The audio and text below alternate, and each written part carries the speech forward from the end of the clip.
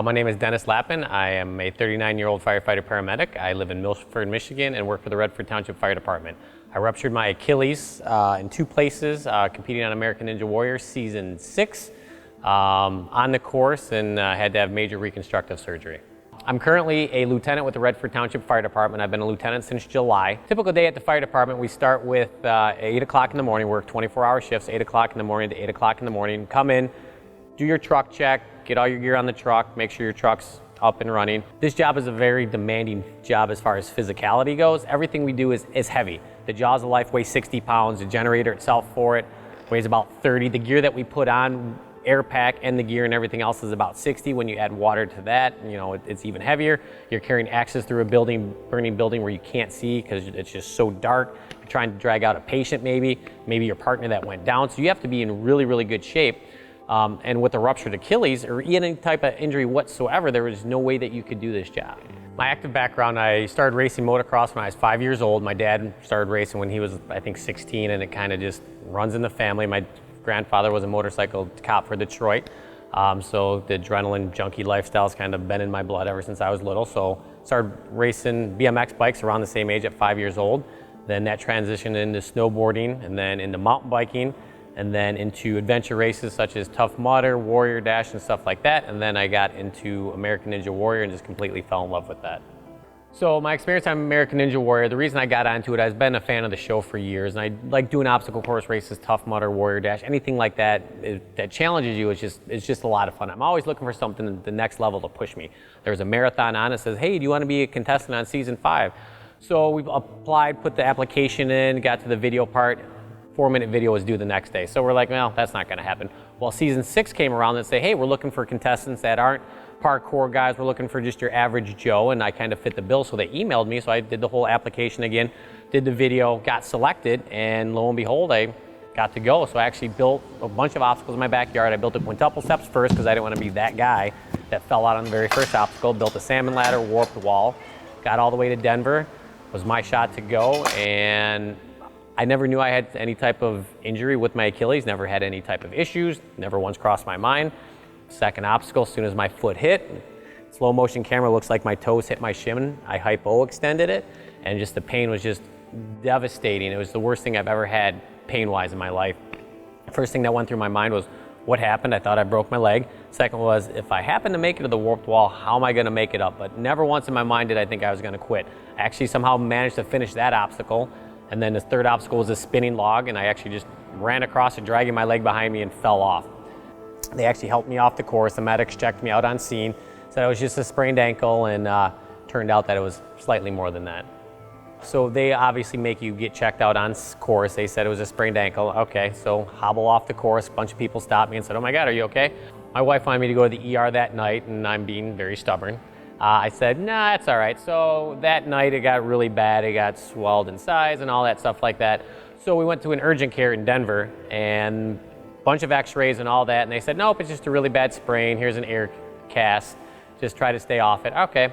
Well, that night it like quadrupled in size, started changing color. I couldn't walk on it. I kept falling over. So I made an appointment with my physician. I was in his office for literally 30 seconds. You have a ruptured Achilles. You need to go see a specialist. You're going to be out of work for 6 months. So then that Monday I went to go see who he recommended. They were okay. And then I went to go see my physical therapist. She's like, hold on, I'm going to make a phone call. She called the Core Institute, said I have a high-end level athlete here that we need special treatment. So Dennis Lappin presented to the Core Institute after he had seen another orthopedic surgeon who had scheduled him for a surgical procedure to repair his torn Achilles tendon. Dennis Lappin is aspiring American Ninja Warrior at the time, and he presented 2 weeks after the injury without any immobilization device. He basically just walked in with regular shoe gear, so he wasn't immobilized properly, and he came in for a second opinion, and I knew that at that time we would have to do a more extensive procedure because the tendon edges were probably retracted. Going into surgery, I was pretty calm. I was really bummed that I was going to be out of work for 6 months.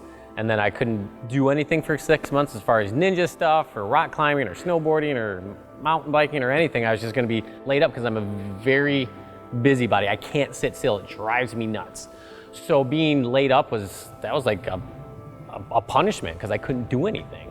So once we made the incision and we opened it up, like I said, because he was not immobilized properly and he was just walking with regular shoes, the tendon edges had retracted quite a bit, and after debridement of all the torn tendons, the non-viable, or basically the tendons that really weren't going to do us any good in the repair, he had about a 10-centimeter defect. Our goal was to get Dennis back to being a ninja warrior like he wanted. He wanted to return back to the show and finish. That was one of his goals. So we had a few options. We could lengthen the tendon, but if we lengthen the Achilles tendon, that would decrease his power up to 33%. So the other option is to use a graft to fill that defect, that space between those two tendons. So we did use a graft, a cadaveric graft that we used to sort of fill that space. And the next thing we did was to recruit a nearby tendon to provide more power, because we knew that Dennis would require that for the type of his activity level. So at the Core Institute, we have protocols for Achilles tendon ruptures, post-op management. And typically patients are not allowed to put any weight on the on that torn lower extremity for at least 6 weeks.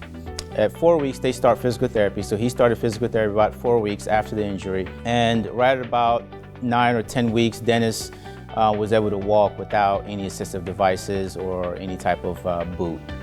And he also continued with physical therapy for up to 6 months. Dennis was not able to work because he was a firefighter. So the demand of his job required that he be at 100%, and Dennis was not 100% yet. So I was in a boot for, I think, 2 months. I was non-walking for 6 weeks, and it was just extensive physical therapy after that. When they finally took the boot off, I had almost no range of motion, just because everything was so stiff, and they do that for a reason. Just walking, I had to learn how to walk again. I had to learn how to jump again. I needed to learn how to run again. It was just starting from where I was to where I am now is amazing. So the training for my new season, it's getting harder and harder to get on the show. And I actually think my injury helped me get back on the show because I was a comeback story. I got hurt on their course, so I really had to focus. I knew my upper body was good, but I had to really focus on my leg, and it's still, I don't think it's 100%. It's really strong, but I still have hard time doing calf raises and then also range of motion. But I really had to focus on my right leg just because it wasn't nearly as strong as the other side. Dennis was an interesting patient. You know, most patients who have these bad injuries, they present and, you know, oftentimes they're dejected. But, you know, the first time I met Dennis, he was ecstatic. He was ready to get back. First thing he said was, "I want you to fix me and I want to go back and finish the course." So for me as a surgeon, my goal was to help him reach his goal. For me, it was very rewarding seeing Dennis complete physical therapy, or even initially just even start walking, get back to work, and eventually, for me, I got the most reward when I saw him finish at the American Ninja Warrior. What I would say to Dr. Wosu is thank you very much for giving me my life back, because my life as I knew it had stopped, as far as working, as far as being an adrenaline junkie and being able to run and jump with my daughter and just be who I was before, because that's who I was, a guy that couldn't sit still, to a guy that couldn't do anything. I couldn't even walk, I couldn't do anything. And being able to get back to work, save lives, which is awesome. It's just a good feeling every day to come into this job. And then be able to start mountain biking again, start rock climbing again, and then being able to go back on American Ninja Warrior for season 7, not only get back on, hitting the buzzer, qualifying for the city final round, it was an awesome experience. I just want to say thank you very much.